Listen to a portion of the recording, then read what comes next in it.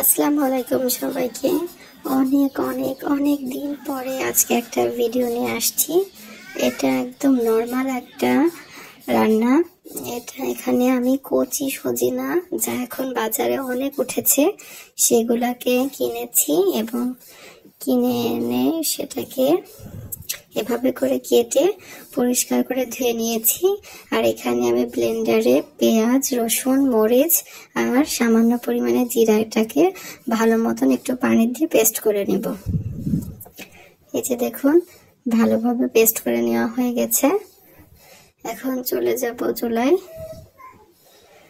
তারপরে যে কড়াইটা গরম হয়ে এলে বেশ খানিকটা পরিমাণ তেল দিয়ে তেলটাকে গরম করে নিব। তেল গরম হয়ে আসলে যে পেস্টটা করে নিয়েছিলাম পেঁয়াজ, রসুন, মরিচ আর জিরা, সেটা দিয়ে দিব। এবার বেশ কিছুক্ষণ ধরে মশলাটাকে কষিয়ে নিব।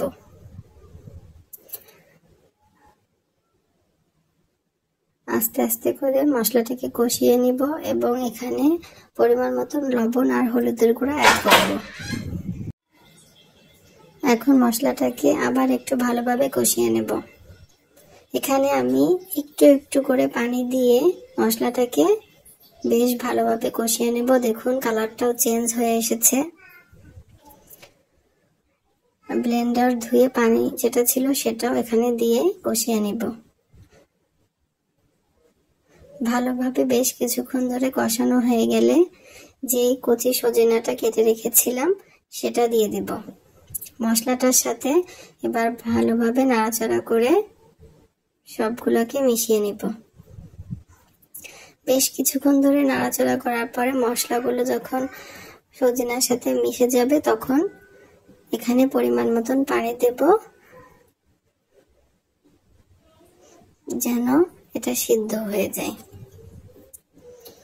বেশিক্ষণ লাগবে না রান্নাটা করতে, খুবই কম সময়ে এই রান্নাটা করে ফেলতে পারেন।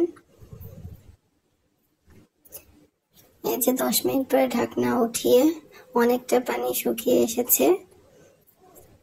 এই যে আবার একটু ঢেকে দিয়ে আবার উঠিয়ে নাড়াচাড়া করে রান্নাটা প্রায় হয়ে এসেছে।